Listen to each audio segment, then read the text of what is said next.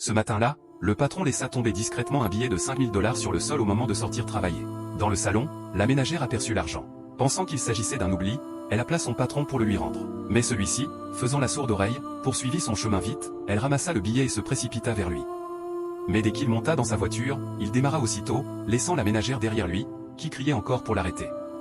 Confuse, elle retourna dans le salon. À ce moment, la femme du patron sortit de la chambre et demanda pourquoi elle criait tout à l'heure. La ménagère expliqua calmement, « L'argent de votre mari est tombé. J'ai voulu le lui rendre, mais il est parti.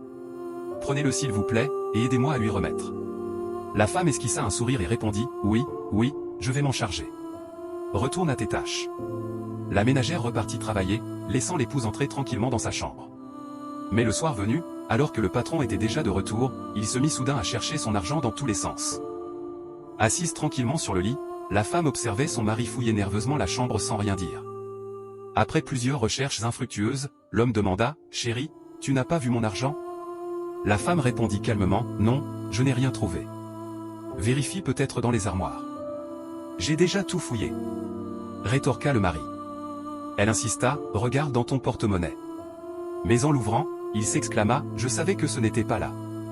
Je n'ai pas quitté cette maison avec cet argent, et c'est avec ça que je devais payer mes employés. » Déterminé, il voulut appeler la ménagère, mais sa femme s'opposa, « Pourquoi l'appeler pour une si petite somme ? 5000 $ n'est pas une petite somme, » répondit fermement le mari. « Laisse-moi faire mes enquêtes. » Quand la ménagère entra, la femme s'empressa de la couper, elle n'a rien vu. Mais la servante, courageuse, prit la parole, « Si, j'ai trouvé l'argent. Je l'ai remis à madame. » À ces mots, la femme entra dans une colère noire, criant et agressant la servante, « Tu es folle. Tu veux détruire mon mariage. » Elle se mit même à pleurer, suppliant son mari de la croire. Celui-ci resta silencieux quelques instants, puis déclara froidement, « Et si je te disais que tout ceci n'était qu'un test ? Un de mes amis m'avait déjà averti sur ton vrai visage. Aujourd'hui, tu viens de confirmer que tu es une voleuse. » Acculée, la femme tenta de supplier, mais il était trop tard.